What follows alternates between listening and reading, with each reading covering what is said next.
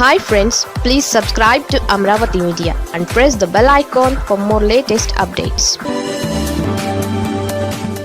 TDP Janasena మధ్య పొంచి ఉన్న పిఠాపురం బాంబు.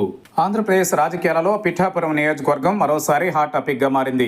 జనసేన అధినేత రాష్ట్ర ఉప ముఖ్యమంత్రి పవన్ కళ్యాణ్ ప్రాతినిధ్యం వహిస్తున్న ఈ నియోజకవర్గంలో కొత్త సమీకరణాలు కనిపిస్తున్నాయి. పార్టీని బలోపేతం చేయడానికి గ్రామ, మండల, జిల్లా స్థాయిల్లో నాయకత్వ మార్పులపై పవన్ కళ్యాణ్ దృష్టి పెట్టారు.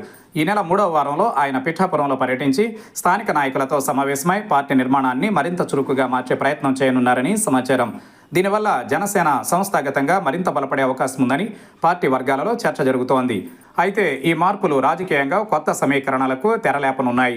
ఇప్పటి వరకు పిఠాపురంలో టీడీపీ బలమైన పట్టు కలిగి ఉంది. గత ఎన్నికలలో టీడీపీ నేత వర్మ టికెట్ త్యాగం చేసి పవన్ కళ్యాణ్ గెలుపు కోసం కృషి చేశారు. ఇప్పుడు ఆయన మళ్లీ ఇక్కడ నుంచి పోటీ చేయాలన్న ఆలోచనతో ఉన్నారని తెలుస్తోంది. కానీ నియోజకవర్గంలో జనసేన బలపడుతున్న పరిస్థితులలో వర్మకు అవకాశాలు తగ్గిపోతున్నాయని పరిశీలకుల అంచనా.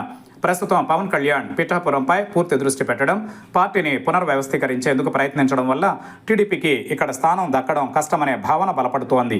వచ్చే ఎన్నికలలో పవన్ కళ్యాణ్ మళ్లీ ఇక్కడి నుంచే పోటీ చేస్తారని జనసేన నాయకులు స్పష్టం చేస్తున్నారు. దీనివల్ల టీడీపీ వర్గాలలో అసంతృప్తి పెరుగుతోంది. గత ఎన్నికలలో వర్మను పార్టీ వదిలేయడం ఆయనకు తీవ్ర నిరాశ కలిగించింది. చంద్రబాబు అప్పట్లో ఆయనకు ఎమ్మెల్సీని చేస్తానని భరోసా ఇచ్చినా ఇప్పుడు ఆ హామీ నెరవేరలేదని ఆయన వర్గం అంటోంది. ఇక జనసేన బలపడడంతో వర్మకు రాజకీయ భవిష్యత్ ఏమవుతుందో అనేది ప్రశ్నార్థకంగా మారింది. వచ్చే ఎన్నికలలో టికెట్ లభించకపోతే వర్మ ఇండిపెండెంట్గా పోటీ చేసే ఆలోచనలో ఉన్నారన్న వార్తలు వినిపిస్తున్నాయి. ఇక మరోవైపు చంద్రబాబు ఈ అంశంపై మౌనం పాటించడం గమనార్హం. ఆయన టీడీపీ భవిష్యత్తు వ్యూహంలో పిఠాపురం ప్రాధాన్యం తగ్గిందని కొందరు విశ్లేషకులు అంటున్నారు. మొత్తం మీద పిఠాపురం రాజకీయాలు మరోసారి వేడెక్కేలా ఉన్నాయి. ఇక్కడ పవన్ వేస్తున్న బలమైన అడుగులు, వర్మ లోపల పెరుగుతున్న అసంతృప్తి, ఈ రెండు కారణాల వల్ల రాబోయే రోజులలో ఈ నియోజకవర్గం రాజకీయంగా రాష్ట్ర వ్యాప్తంగా చర్చనీయాంశం కానుంది.